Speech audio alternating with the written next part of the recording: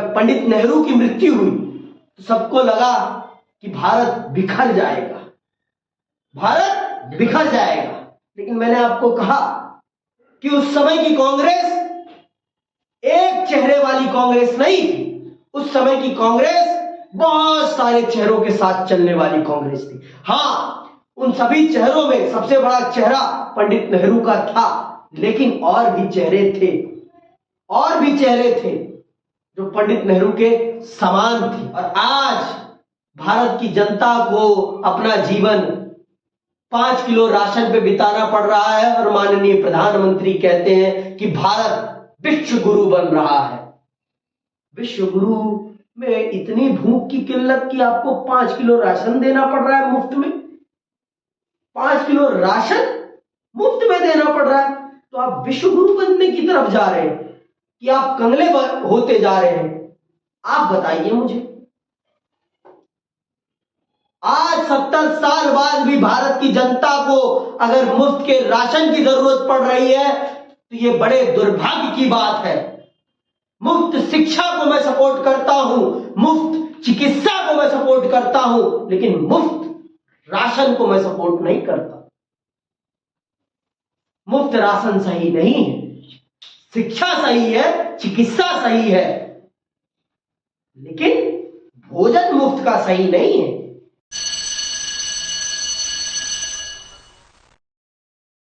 अब हम चल रहे हैं समझने भारत की सबसे पुरानी, सबसे ओल्डेस्ट पार्टी को चल रहे हैं समझने, कांग्रेस को चल रहे हैं समझने। देखिए, कांग्रेस पहली बात कभी किसी एक व्यक्ति की पार्टी नहीं रही है। कांग्रेस सदैव एक संगठन की पार्टी रही है। कांग्रेस, आज की कांग्रेस और 1962 या कहिए 65 की कांग्रेस में बहुत अंतर है। आज की कांग्रेस को हम देखते हैं कि एक चेहरा गढ़ा हुआ है, लेकिन उस समय की कांग्रेस एक चेहरे के साथ नहीं चलती थी। उस समय की कांग्रेस में मल्टीफेस थे, बहुत सारे चेहरे थे। आप जानते हैं कि 1962 भारतीय राजनीति के लिए एक बहुत ही ज्यादा गंभीर साल था, बहुत ही ज्यादा गंभीर। क्यों? क्योंकि भारत ने जिसको अपना दोस्त माना, उसने भारत की पीठ पे छुरा भोंका।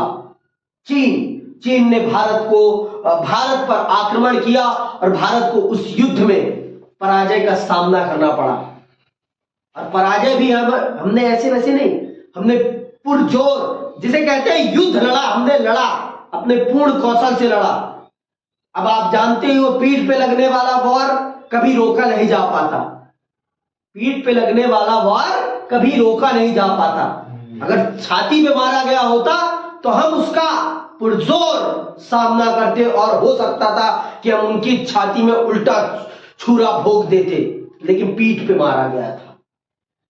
और इसी कारण से भारत के उस समय के तत्कालीन प्रधानमंत्री पंडित जवाहरलाल नेहरू को बहुत बड़ा सदमा लगता है और उस सदमे से वो उबर नहीं पाते और 1964 में उनकी मृत्यु हो जाती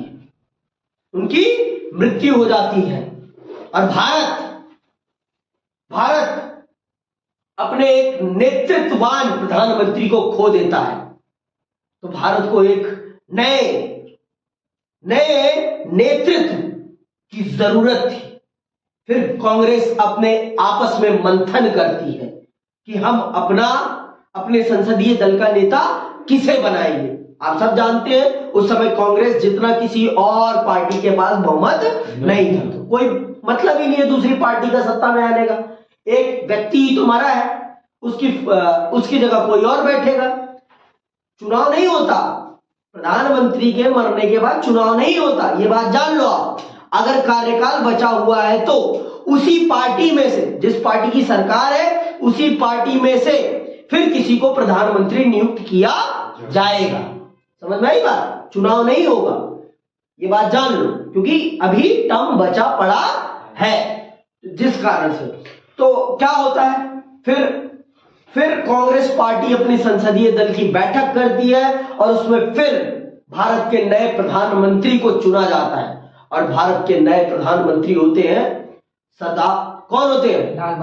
लाल बहादुर शास्त्री। लाल बहादुर शास्त्री को भारत का नेतृत्व सौंपा जाता है और वो अपने कुशल नेतृत्व से भारत को एक नई दिशा और दशा प्रदान करते हैं। भारत को खाद्य उत्पादन के क्षेत्र में आत्मनिर्भर बनाते हैं, अमेरिका पर हमारी निर्भरता को खत्म करते हैं और भारत को फिर से अपनी भूख से ज्यादा अनाज पैदा करने वाला देश बनाते हैं। कौन? लाल बहादुर शास्त्री। हमारा पड़ोसी, कायल पड़ोसी अमेरिका की उंगली पकड़कर भारत पर आक्रमण करता है और सोचता है कि हम पर तो विश्व के सबसे बड़े आका का हाथ है, हम तो जीत जाएंगे। लेकिन भारत के कुशल नेतृत्वकर्ता लाल बहादुर शास्त्री जी ने ऐसी पटकनी मारी कि जनरल अयूब खान को अपनी नानी याद आ गई कि उन्होंने किससे पंगा ले लिया। और फिर भारत के यशस्वी प्रधानमंत्री लाल बहादुर शास्त्री जी ने भारत की लाल किले पे खड़ा होकर कहा कि इस देश की सिर्फ दो ही धुरियां हैं, एक इस देश का किसान और एक इस देश का जवान। और उन्होंने नारा दिया, जय जवान जय किसान का। और फिर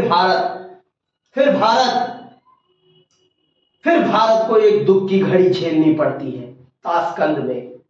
ताशकंद में जब समझौते के लिए गए होते हैं लाल बहादुर शास्त्री जी, तो उनकी आकस्मिक मृत्यु हो जाती है और इससे पूरे भारत में शोक की लय पसर जाती है। पूरा भारत शोकमय हो जाता है। फिर कांग्रेस में वही मंथन प्रारंभ होता है कि भारत का प्रधानमंत्री किसे बनाया जाए, भारत का प्रधानमंत्री।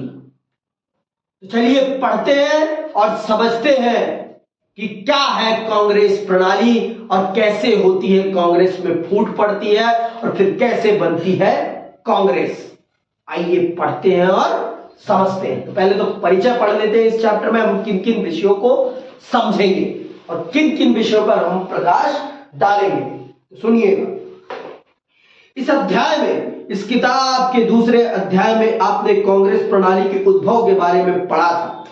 इस प्रणाली को 1960 के दशक में पहली बार चुनौती मिली। 1960 के दशक में पहली बार कांग्रेस के सामने विपक्ष खड़ा होता हुआ दिखाई पड़ता है, क्योंकि इससे पहले तक विपक्ष का भारत की राजनीति में कोई रोल नहीं था। पूरे विश्व भारत की राजनीति पर कांग्रेस का एक छत्र दबदबा था, पूरे राज्यों के चुनाव में भी और केंद्र के भी चुनाव में।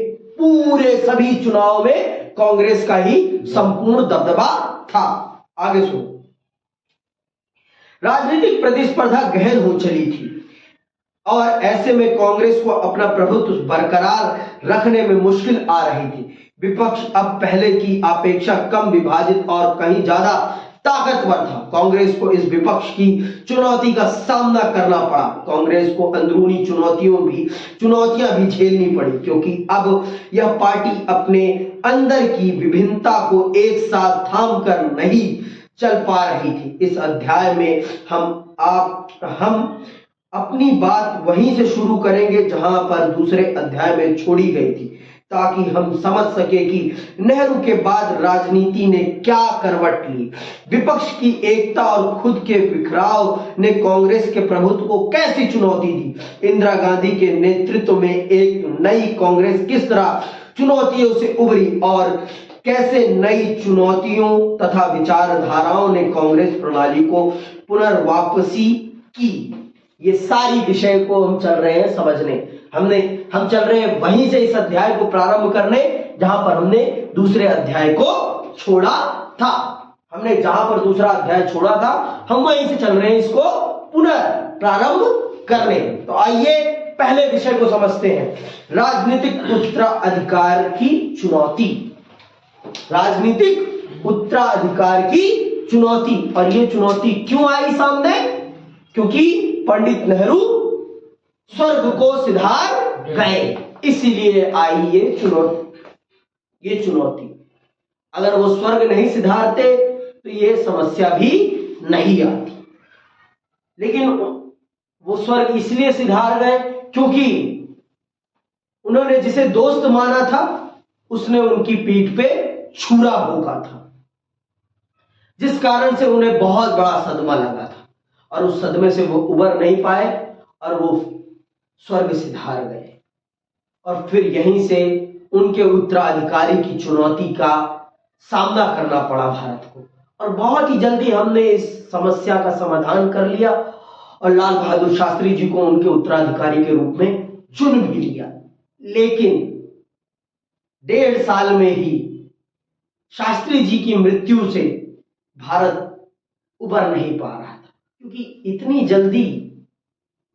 जल्दी बार बार नेतृत्व को परिवर्तित करना देश की राजनीति के लिए सही नहीं होता। पर दुर्भाग्य भारत का कि भारत ने अपने एक यशस्वी प्रधानमंत्री को खो दिया, लाल बहादुर शास्त्री जी को। भारत का दुर्भाग्य था वो। चलिए पढ़ते हैं और समझते हैं।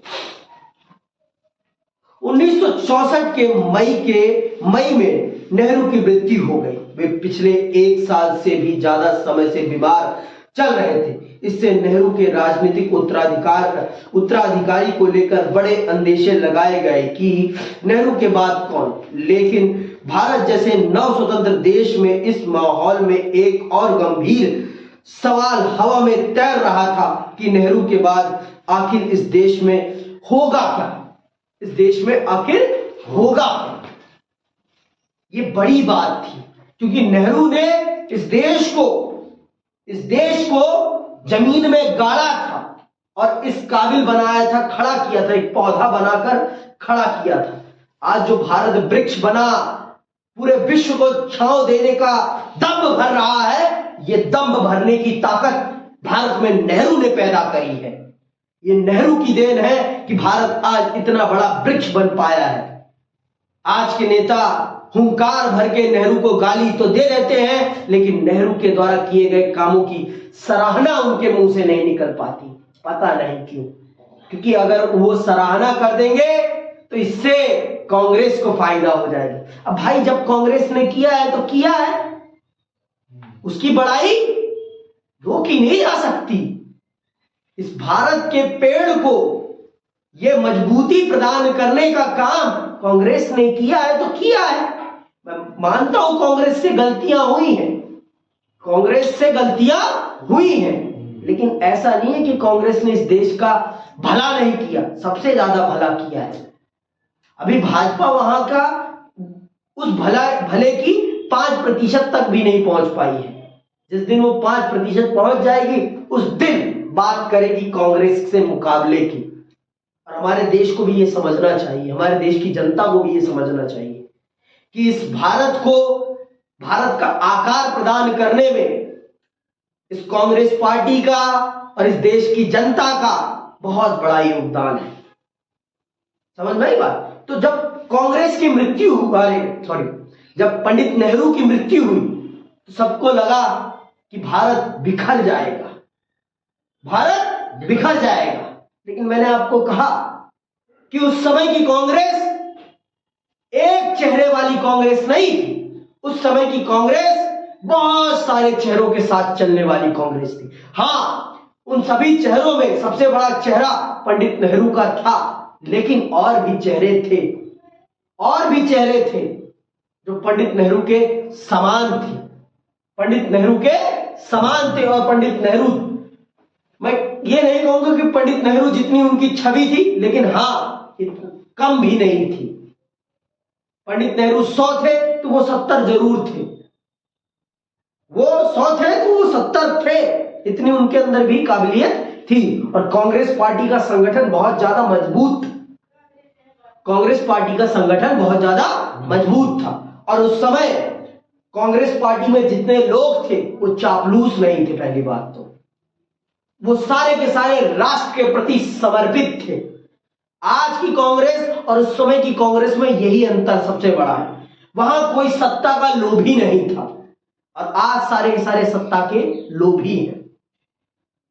उस समय की कांग्रेस और आज की कांग्रेस में सबसे बड़ा अंतर यही है कि उस समय सत्ता के लोभी नहीं थे और आज सत्ता के लोभी हैं। कांग्रेस आपस में अपनी संसदीय दल में बैठक करती है। पंडित नेहरू के बाद मोरारजी देसाई को लगता है कि वो भारत के प्रधानमंत्री बन जाएंगे और वो खुले तौर पर इस बात की घोषणा भी करने लगते हैं और बधाइयां भी लेने लगते हैं, लेकिन कांग्रेस की संसदीय दल की बैठक में उन्हें भारत के प्रधानमंत्री के रूप में नहीं चुना जाता। उन्हें न चुनकर कांग्रेस पार्टी के वरिष्ठ नेताओं और संसदीय दल ने लाल बहादुर शास्त्री जी को चुना भारत के प्रधानमंत्री के रूप में। आगे सुनिए। भारत से बाहर के बहुत से लोगों को संदेह था कि यहां नेहरू के बाद लोकतंत्र कायम भी रह पाएगा या नहीं। दूसरा सवाल इसी संदेह के दायरे में उठा था। आशंका थी कि बाकी बहुत से नवस्वतंत्र देशों की तरह भारत भी राजनीतिक उत्तराधिकार का सवाल लोकतांत्रिक ढंग से हल नहीं कर पाएगा। असफल रहने की सूरत में भय था कि सेना राजनीतिक भूमिका में उतर आएगी। इसके अतिरिक्त इस बात को लेकर भी संदेह थे कि देश के सामने बहुविध कठिनाइयां आन खड़ी हैं और नया नेतृत्व उसका समाधान खोज पाएगा या नहीं। 1960 के दशक को खतरनाक दशक कहा जाता है क्योंकि गरीबी, गैर बराबरी, सांप्रदायिक और क्षेत्रीय विभाजन आदि के सवाल अभी अनसुलझे थे। संभव था कि इन सारी कठिनाइयों के कारण देश में लोकतंत्र की परियोजना असफल हो जाती अथवा खुद देश ही बिखर जाता। फिर से सुन लो, 1960 के दशक को भारतीय राजनीति का खतरनाक दशक कहा जाता है। क्यों कहा जाता है? क्योंकि उस समय हमने 2 युद्ध लड़ लिए थे।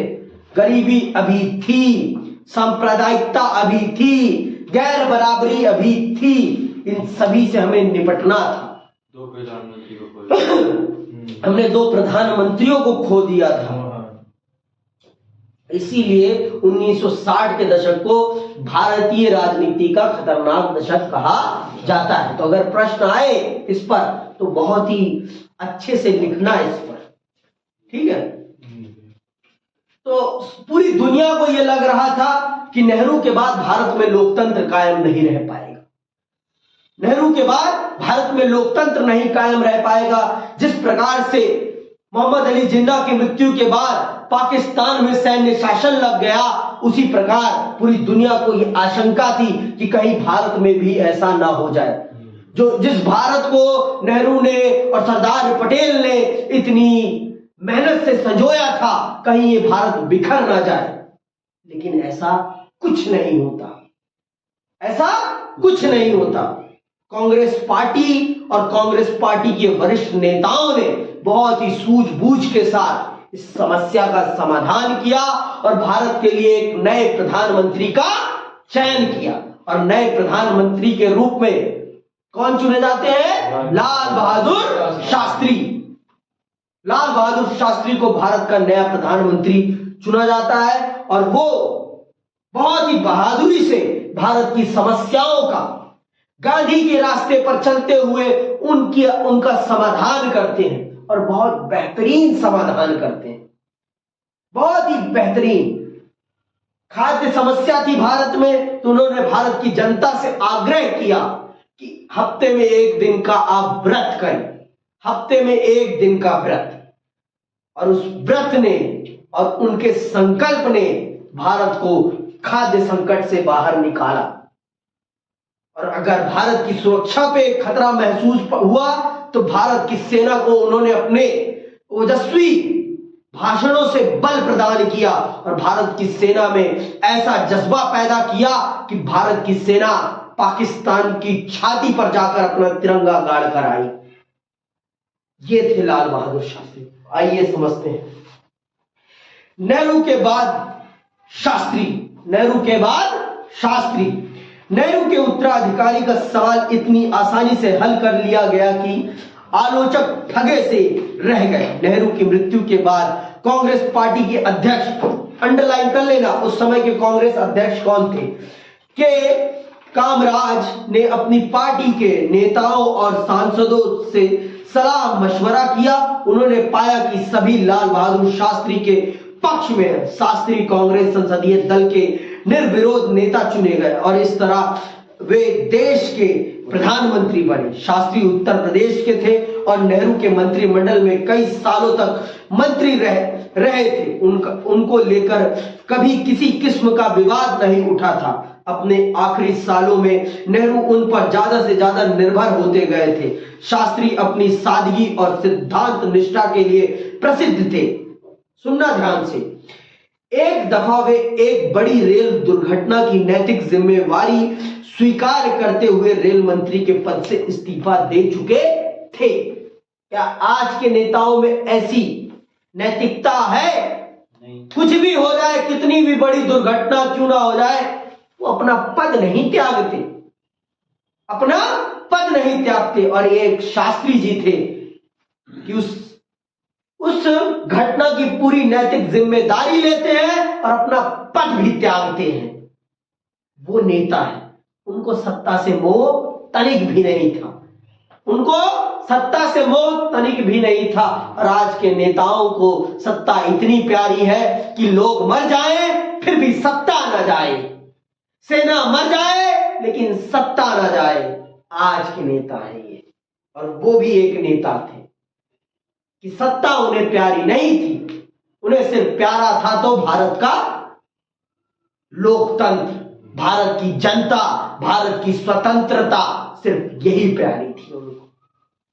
और बहुत ही सिद्धांत प्रिय इंसान थे। कभी भी सरकारी चीजों का अपने व्यक्तिगत जीवन में प्रयोग नहीं करते थे। और अगर गलती से हो भी जाता था तो उसका अपनी तनख्वाह से भुगतान करते थे। ये है शास्त्री। और आज के नेताओं को देखो, शास्त्री फटी हुई धोती भी पहन लेते थे और आज के नेता, भारत की जनता भूखों मर रही है और फिर भी भारत का यशस्वी प्रधानमंत्री लाखों करोड़ों के कोट पैंट पहनते हैं। शास्त्री जी कहते हैं कि मेरी जनता जब भूखी है तो मेरे कुर्ते में पेंद है तो क्या दिक्कत है, क्या दिक्कत है? पहले मेरी जनता भूख से निकले, फिर मेरा कुर्ता भी नया हो जाएगा, उसमें कोई दिक्कत की बात नहीं। और आज भारत की जनता को अपना जीवन 5 किलो राशन पे बिताना पड़ रहा है और माननीय प्रधानमंत्री कहते हैं कि भारत विश्व गुरु बन रहा है। विश्व गुरु में इतनी भूख की किल्लत कि आपको 5 किलो राशन देना पड़ रहा है मुफ्त में। 5 किलो राशन मुफ्त में देना पड़ रहा है, तो आप विश्व गुरु बनने की तरफ जा रहे हैं कि आप कंगले होते जा रहे हैं? आप बताइए मुझे। आज 70 साल बाद भी भारत की जनता को अगर मुफ्त के राशन की जरूरत पड़ रही है तो यह बड़े दुर्भाग्य की बात है। मुफ्त शिक्षा को मैं सपोर्ट करता हूं, मुफ्त चिकित्सा को मैं सपोर्ट करता हूं, लेकिन मुफ्त राशन को मैं सपोर्ट नहीं करता। मुफ्त राशन सही नहीं है, शिक्षा सही है, चिकित्सा सही है, लेकिन भोजन मुफ्त का सही नहीं है। भोजन तो सबको सबकी मेहनत का मिलना चाहिए, तभी भोजन की कद्र होती है। नहीं, जिस दिन भंडारे में खाना बंटता है, सबको पता है कि भंडारे में लोग आधा खाते हैं और आधा फेंक कर चले जाते हैं। सबको पता है ये बात, कोई स्वीकारेगा नहीं। पर इसको मुफ्त का राशन 70 साल बाद भी देना पड़ रहा है तो ये बड़े दुर्भाग्य की बात है, बड़े दुर्भाग्य की बात है। और उसका चुनाव में डंका पीटा जाता है कि हम मुफ्त का राशन देंगे, 10 सालों तक देंगे। और भारत की जनता इतनी मूर्ख है कि मुफ्त के राशन के लिए अपना कीमती वोट बेच बैठती है। इतनी मूर्ख है भारत की जनता, इतनी मूर्ख। आप बताओ, आपके भविष्य की कीमत 5 किलो चावल है, 5 किलो गेहूं है, 1 किलो किलो सरसों का तेल है? आप बताओ मुझे। आप मेहनत करोगे और मलाई खाएगी राजनीतिक पार्टियां। मैं एक पार्टी को नहीं कह रहा हूं, यहां पर सभी पार्टियां हैं इसके लिए दोषी। और इससे सबसे बड़ी दोषी हमारी जनता है कि हमारी जनता के लिए शिक्षा, चिकित्सा, विकास मायने नहीं रखता। उन्हें मायने रखता है तो सिर्फ मुफ्त का राशन, मुफ्त की स्कूटी, ये मायने रखता है। आगे सुनिए। शास्त्री 1964 से 1966 तक देश के प्रधानमंत्री रहे। इस पद पर वे बड़े कम दिनों तक रहे, लेकिन इसी छोटी अवधि में देश ने दो बड़ी चुनौतियों का सामना किया। भारत चीन युद्ध के कारण पैदा हुई आर्थिक कठिनाइयों से उबरने की कोशिश कर रहा था, साथ ही मानसून की असफलता, अंडरलाइन कर लो ये बातें, मानसून नहीं आया था भारत में दो सालों तक। मानसून की असफलता से देश में सूखे की स्थिति थी। कई जगहों पर खाद्यान्न का गंभीर संकट आन पड़ा था। फिर 1965 में पाकिस्तान के साथ भी युद्ध करना पड़ा। इसके बारे में आपने पिछले अध्याय में पढ़ा था। शास्त्री ने जय जवान जय किसान का नारा दिया, जिससे इन दोनों चुनौतियों से निपटने के उनके दृढ़ संकल्प का पता चलता है। उनके दृढ़ संकल्प का पता चलता है कि उन्होंने भारत को फिर से अपने पांव पर खड़ा कर दिया, अपने दोनों कंधों के बल पर, दोनों हाथों के बल पर, एक किसान और एक जवान, दोनों के बल पर भारत को उन्होंने अभेद बना दिया कि कोई भारत को छू नहीं सकता। जब तक भूख की किल्लत नहीं होगी तो भारत को किसी के सामने झुकना नहीं पड़ेगा, और अगर सेना मजबूत है तो कोई बाहर से हमारे घर को छू भी नहीं सकता। तो दोनों स्तरों पर भारत को मजबूती प्रदान करने वाले लाल बहादुर शास्त्री थे। और सुनो, इसके बाद प्रधानमंत्री के पद पर शास्त्री बड़े कम दिनों तक रहे। 10 जनवरी 1966 को ताशकंद, अंडरलाइन करके रखना ये बातें, 10 जनवरी 1966 को ताशकंद में अचानक उनका देहांत हो गया। ताशकंद तब भूतपूर्व सोवियत संघ में था और आज यह उज्बेकिस्तान की राजधानी है। युद्ध की समाप्ति के सिलसिले में पाकिस्तान के तत्कालीन राष्ट्रपति मोहम्मद अयूब खान से बातचीत करने और एक समझौते पर हस्ताक्षर करने के लिए वे ताशकंद गए थे। समझ में आई बात? तो तभी वहां उनकी मृत्यु हो जाती है, तभी वहां उनकी मृत्यु हो जाती है। और आज तक उनकी मृत्यु का राज नहीं खुल पाया है। आज तक धोखे से वो जहर दे के मारा गया है भाई, उनको जानबूझकर। आज तक पर प्रमाणित नहीं हुआ है, ये मेरा अनुमान है कि उन्हें जहर देकर मारा गया है।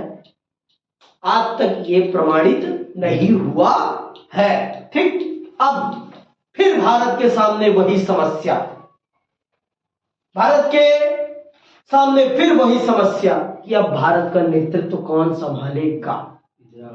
अब भारत का नेतृत्व कौन संभालेगा? फिर मोरारजी देसाई प्रधानमंत्री की रेस में आ गए कि अब मैं बन जाऊंगा प्रधानमंत्री। ये कौन था? भारत के कांग्रेस के एक बड़े नेता, भारत के वित्त मंत्री रह चुके हैं वो। कांग्रेस के एक कद्दावर नेता थे मोरारजी देसाई, गुजरात से आते थे। उसी ने मारा। मंत्री कौन होता है? हाँ? वित्त मंत्री कौन होता है? जो पैसे फाइनेंस संभालता है, फाइनेंस मिनिस्टर, जो वित्त, जो आपकी पॉलिसीज तैयार करता है कि किसकी जेब में कितना पैसा जाए। निर्मला सीतारमण जो है वो ही थे। ठीक है, ये सारी चीजें। गृह मंत्री, 5 मिनिस्ट्री सबसे ज्यादा इंपॉर्टेंट होती है भारत के पोर्टफोलियो में। एक होती है आपके प्रधानमंत्री, गृह मंत्री, रक्षा मंत्री, वित्त मंत्री, विदेश मंत्री और रेल मंत्री भी है। क्योंकि हमारे देश में शिक्षा और स्वास्थ्य को ज्यादा महत्व दिया ही नहीं जाता।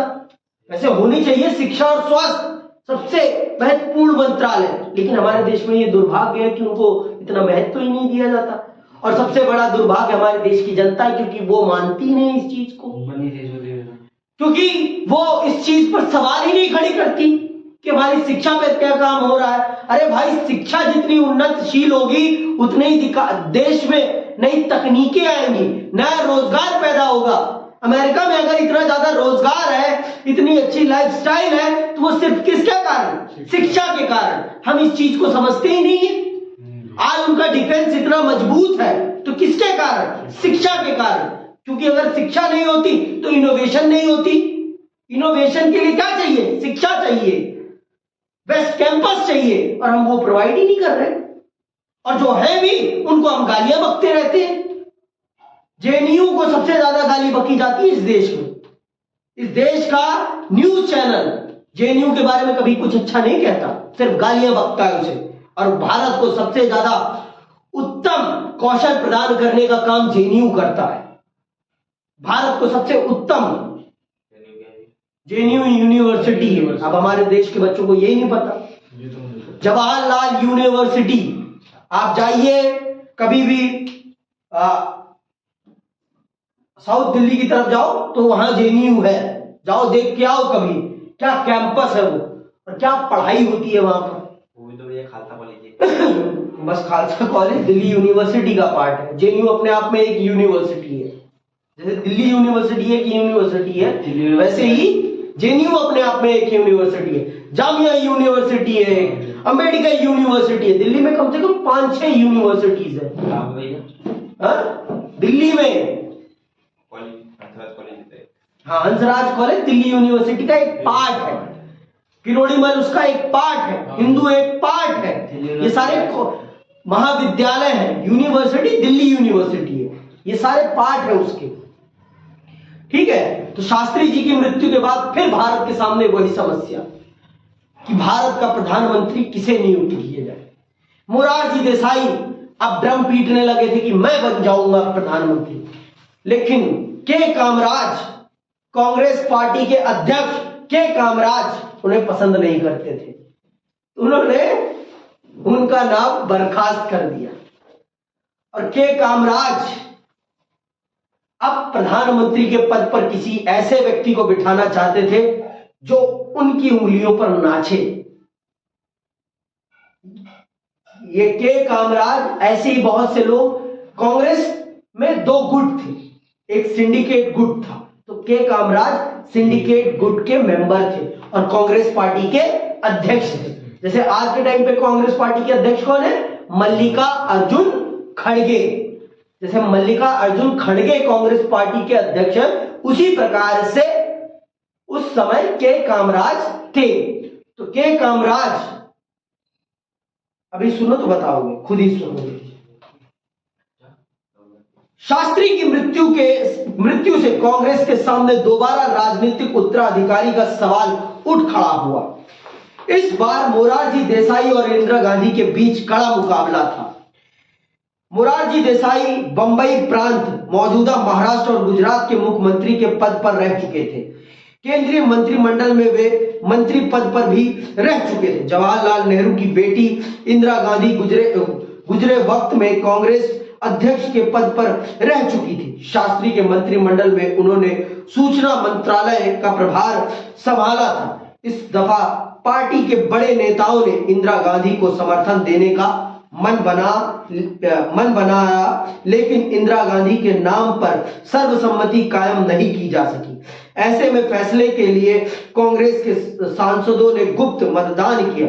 इंदिरा गांधी ने मोरारजी देसाई को हरा दिया। उन्हें कांग्रेस पार्टी के 2/3 से अधिक सांसदों ने अपना मत दिया। नेतृत्व के लिए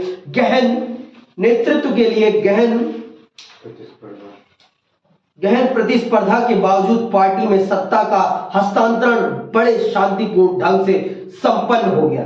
इसे भारतीय लोकतंत्र की परिपक्वता के रूप में देखा गया। अब आप देख लीजिए, कांग्रेस पार्टी के सांसदों ने अपने प्रधानमंत्री के चयन के लिए 2 उम्मीदवारों में से एक उम्मीदवार को चुना। और आज तो पार्टियां डिसाइड करते हैं कि किसे बनाया जाएगा। पार्टी के शीर्ष नेता तय करते हैं कि प्रधानमंत्री और मुख्यमंत्री किसे बनाया जाएगा। विधायकों और सांसदों से तो पूछा ही नहीं जाता। शीर्ष नेतृत्व तय कर देगा कि यहाँ का प्रधानमंत्री ये बनेगा। अरे प्रधानमंत्री तो छोड़ो, प्रधानमंत्री तो बड़ी बात, मुख्यमंत्री ये बनेगा, ये बनेगा, ये बनेगा। विधायकों से कोई राय मशवरा ही नहीं किया जाता आज की बात। तो मोरारजी देसाई और इंदिरा गांधी में बहुत तगड़े स्तर पर संघर्ष होता है प्रधानमंत्री पद के लिए, और उस संघर्ष में इंदिरा गांधी जीत जाती है। क्यों जीत जाती है? क्योंकि कांग्रेस के अध्यक्ष के कामराज का उनके सिर पर हाथ था, और के कामराज ने उनके सिर पर हाथ इसलिए नहीं रखा था कि वो बहुत अच्छी थी, वो पंडित नेहरू की बेटी थी। उन्होंने इसलिए रखा था उनके सिर पर हाथ क्योंकि वो उनको अपने इशारों पर नचाना चाहते थे, कठपुतली बनाना चाहते थे कि फेस ये होंगी और नीतियां हम बताएंगे। लेकिन भाई वो भी कच्ची गोली खेल के तो आई नहीं थी, वो भी भारत के प्रधानमंत्री की बेटी थी, और प्रधानमंत्री पंडित जवाहरलाल नेहरू के आखिरी समय में उनके बड़े बड़े निर्णयों को लेने में इंदिरा गांधी जी का और जैसा कि आपने सुना शास्त्री जी का बहुत बड़ा योगदान था, और शास्त्री जी के मंत्रिमंडल में भी थी वो, शास्त्री जी के मंत्रिमंडल में भी थी वो। तो अब सुनना आगे।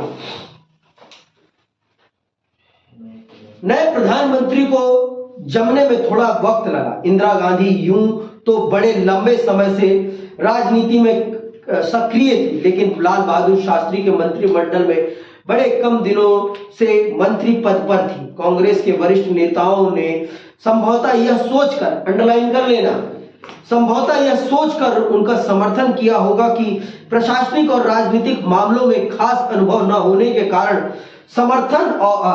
समर्थन और दिशा निर्देश के लिए इंदिरा गांधी उन पर निर्भर रहेंगी। प्रधानमंत्री बनने के 1 साल के अंदर इंदिरा गांधी को लोकसभा के चुनाव में पार्टी की अगुवाई करनी पड़ी। इस वक्त तक देश की आर्थिक स्थिति और भी खराब हो गई थी। इससे इंदिरा गांधी की कठिनाइयां ज्यादा बढ़ गई। इन कठिनाइयों के मद्देनजर उन्होंने पार्टी पर अपना नियंत्रण बढ़ाने और अपने नेतृत्व कौशल को दिखाने की कोशिश की। ठीक है, तो आप जानते हो 1966 में वो प्रधानमंत्री बनी, और 1 साल के लिए बनी वो, क्योंकि उसके 1 साल बाद चुनाव था। 1967 में चुनाव था, जानते हो ना कैसे? 1962 में हुआ था चुनाव, और फिर उसके बाद कब होना था? 1967 में। और आपको पता है, देख लेना पूरा, देखो पहला चुनाव कब हुआ है? 1952, और 1952 से कब तक? 1957। कौन था प्रधानमंत्री? जवाहरलाल नेहरू। 1957 से लेकर 1962 कौन था प्रधानमंत्री? मार हुआ तमाचा, जवाहरलाल नेहरू। कब मरे हैं वो? 1964, 2 नहीं 4। उनकी मृत्यु कब हुई है? 64 में। याद रखना आप, 64। ये जो है 19, ये जो है, ये जो है, ये वाला 1962 से लेकर 1967 वाला जो पीरियड है, इसमें हमने 3 प्रधानमंत्री बदले हैं, और इसीलिए इस डिके को क्या कहा जाता है? भारतीय राजनीति का काला दौर कहा जाता है, क्योंकि इस दौर में हमने 3 प्रधानमंत्री बदल लिए। 64 में नेहरू जी निपट जाते हैं, 64 में नेहरू जी निपट गए, ठीक है, नेहरू चले गए स्वर्ग को, और 66 में शास्त्री जी चले जाते हैं स्वर्ग को, और 66 में प्रधानमंत्री का पद किसे मिलता है? इंदिरा गांधी को। अब उनके पास टाइम कितना था? 1 साल का। 1 साल के बाद इलेक्शन था, और आपने देखा कि भारत की आर्थिक स्थितियां बदहाल थी। भाई 2 युद्ध लड़ लिए थे, 2 युद्ध के कारण जो पैसा विकास में लग रहा था, वो सारा का सारा पैसा कहां लग गया था? देश की सेना को मजबूत करने पे, देश की सेना के लिए हथियार खरीदने पे, और खाद्य संकट से जूझ रहे थे हम। मानसून भी सही से नहीं जा रहा था। भाई उस समय खेती किस पर निर्भर थी? भगवान भरोसे थी। भगवान की दया तो खेत हरे भरे, और भगवान की निर्दया तो खेत सूखे पड़ जाते थे। अरे भाई कितनी भी आप सिंचाई व्यवस्था कर ले, कुछ भी कर ले, लेकिन बारिश का बहुत ज्यादा इफेक्ट पड़ता है। और अगर मॉनसून खराब तो सब खराब। और आप सब जानते हैं हमें उस समय तक जो राजा रजवाड़े थे उनको मुफ्त का पैसा देना पड़ता था प्रीवी पर्स के रूप में। बहुत सारी समस्याएं थी और अभी भूमि सुधार भी ढंग से लागू नहीं हो पाया था। समझ रहे बात? तो ये सारी समस्याएं थी। इंदिरा गांधी अभी नई नई प्रधानमंत्री बनी थी और कांग्रेस के वरिष्ठ नेताओं ने उन्हें एक एज ए कठपुतली के रूप में बिठाया था। सोचा था कि ये हमारे हिसाब से चलेगी। और भाई उन्होंने भी कच्ची गोलियां तो खेली नहीं है। भारत के प्रधानमंत्री की बेटी थी वो। तो अब देख लो, यहां इंदिरा गांधी परिवारवाद के कारण नहीं आई है पद पर कि वो प्रधानमंत्री पंडित जवाहरलाल नेहरू की बेटी थी, इस कारण से उन्हें गद्दी पे बिठा दिया गया। ऐसा कुछ नहीं है। उन्हें पार्टी अध्यक्ष के कामराज और कांग्रेस के वरिष्ठ नेताओं ने उन्हें वो पद संभालने का मौका दिया और चुनाव के द्वारा सांसदों ने चुनाव किया है और उन्हें अपना प्रधानमंत्री के रूप में 1966 में चुना। फिर उन्हें फिर 1967 का जो चुनाव होता है वो प्रधानमंत्री का फेस होती है और उनके अंडर कांग्रेस चुनाव लड़ती है। वो जीत भी जाती है। चौथा आम चुनाव होता है वो उनके अंडर होता है और वो जीतती है, क्योंकि उस समय कांग्रेस जितना किसी और पार्टी का संगठन था ही नहीं। कांग्रेस पार्टी के पास जितने बड़े बड़े कद्दावर नेता थे उतने बड़े बड़े कद्दावर नेता उस समय तक किसी भी पार्टी के पास थे नहीं। पर हाँ, राज्यों में कांग्रेस की सत्ता कांग्रेस के हाथ से निकलने लगी थी, क्योंकि राज्यों में क्षेत्रीय दल उभरने लगे थे और क्षेत्र के बड़े बड़े नेता उभरने लगे थे। अब अगली क्लास में हम समझेंगे कि चौथे आम चुनाव में क्या होता है और कांग्रेस में कैसे फूट पड़ती है।